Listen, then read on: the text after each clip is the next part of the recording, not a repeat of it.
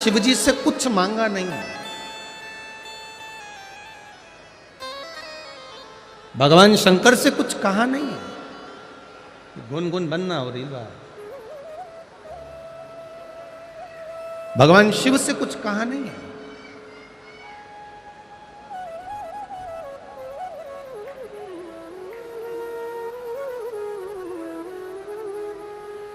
जब भगवान शिव से कुछ मांगा नहीं, केवल शिवलिंग का निर्माण करना और शंकर भगवान को जल चढ़ाना।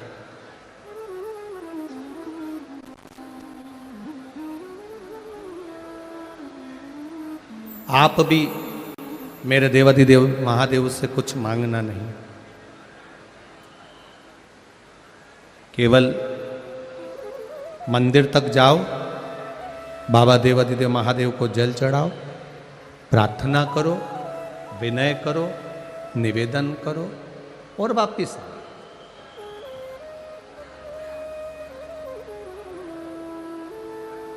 और यदि मांगने का मौका भी मिल जाए अगर महादेव से, तो इतना जरूर करना कि देना हो तो दीजिए जन्म जन्म का साथ।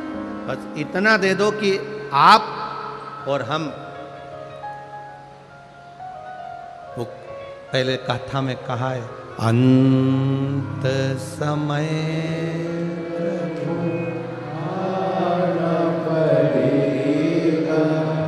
वचन दिया तो निभाना पड़ेगा।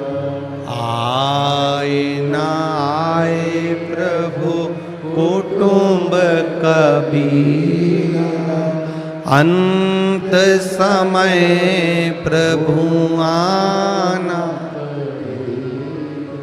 कोई आए ना, जीवन में तकलीफ कितनी भी आए, कष्ट कितना भी आए, पर तेरा साथ, तेरी कृपा हर पल बनी रहे।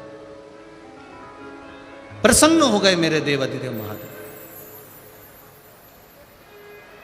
जैसे देवराज ब्राह्मण के सामने प्रकट हुए थे,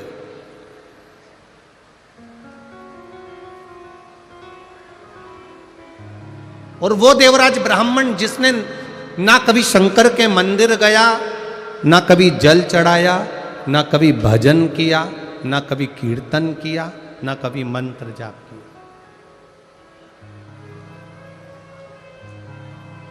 चोरी का धन लेकर आया था।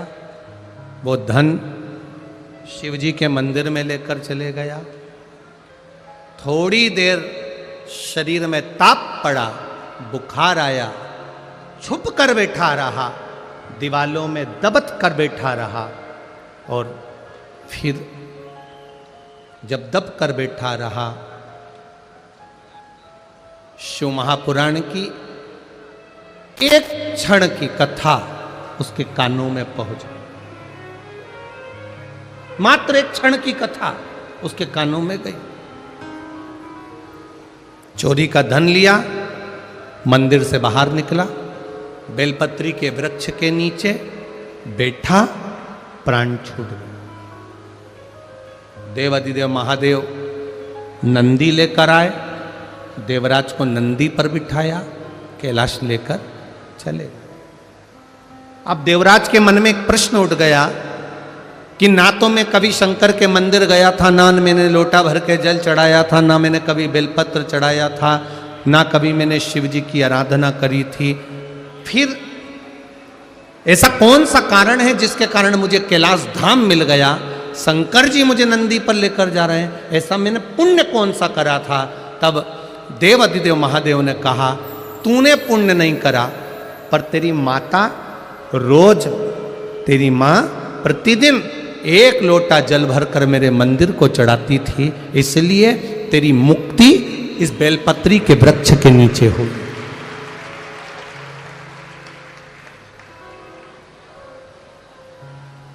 तेरी मुक्ति ये बेलपत्री के वृक्ष के नीचे हुई।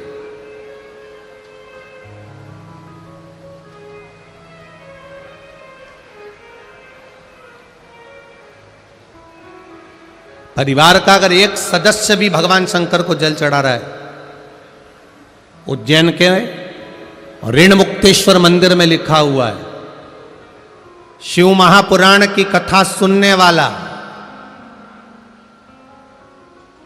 शंकर जी को 1 लोटा जल चढ़ाने वाला।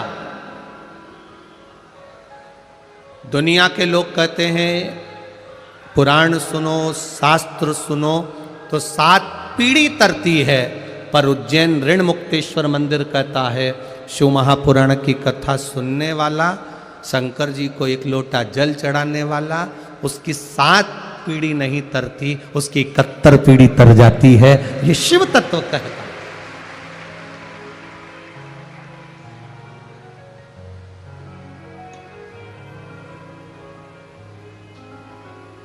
भगवान शंकर का ही गुणगान कर रहा है।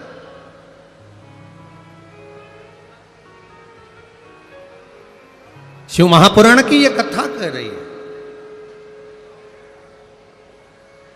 देवराज प्राण त्यागा और उसको बैकुंठ पद मिल गया, कैलाश धाम मिल गया। और यहां गुरु द्रोणाचार्य जी ने जो तप साधना करी उसका बल इतना बढ़ता गया, इतना बढ़ता गया कि देवाधिदेव महादेव को प्रकट होना ही पड़ा, प्रकट होना ही पड़ा।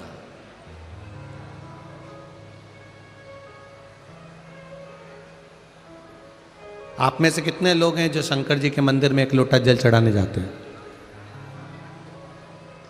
सभी जाते हो? रख लो रख लो रख लो, बहुत बढ़िया, जाना चाहिए। सारी समस्या का हल 1 लोटा जल। शिव के द्वार जाइए, अपने दिल की बात कहने के लिए जाइए, ना कहो तो भी 1 लोटा जल जब हम देवाधिदेव महादेव को चढ़ाते हैं, अपने घर का जल लेकर जाते हैं, तो महादेव समझ जाते हैं कि इसकी दशा क्या है और इसको मुझे क्या प्रदान करना है, क्या कहने के लिए आया है, ये देवाधिदेव महादेव जान गए। भगवान शिव पहचान जाते, प्रसन्न हो गए। गुरु द्रोणाचार्य प्रसन्न हो गए, आज मेरा महादेव प्रकट हुआ है, आज मेरा महादेव प्रकटा है।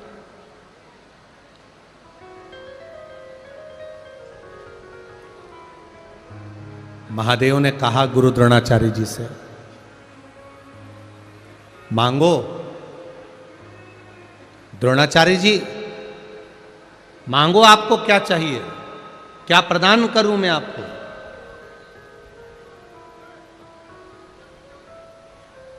क्या दिया जाए आपको? गुरु द्रोणाचार्य जी ने कहा, धन दौलत संपदा नहीं चाहिए, बस आपके जैसा कोई पुत्र या आप मेरे घर में बेटे बनकर जन्म ले लो, इससे बढ़कर कोई सुख नहीं होगा। आप मेरे हो जाओ, मैं आपका हो जाऊं, इससे बढ़कर कोई आनंद नहीं, और कुछ भी नहीं चाहिए। महाराज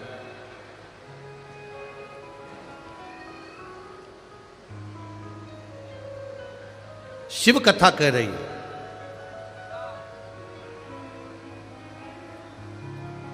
भगवान शंकर का गुणगान कर रहा है। आप मेरे घर में बेटे के रूप में जन्म ले लो।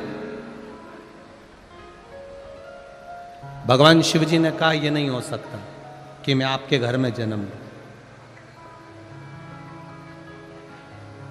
हां, मेरा एक अंश, भगवान शिव कह रहे हैं गुरु द्रोणाचार्य से, तुम्हारी धर्म पत्नी कृपी, उस कृपी के गर्भ से मेरा एक अंश जन्म लेगा। जब वो गर्जना करेगा, उस गर्जना के कारण उसका नाम अश्वत्थामा कहलाएगा। वो अश्वत्थामा।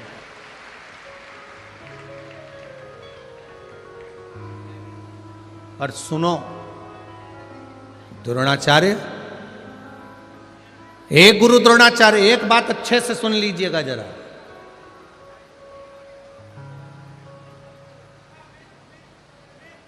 परीक्षा बहुत होगी तुम्हारी,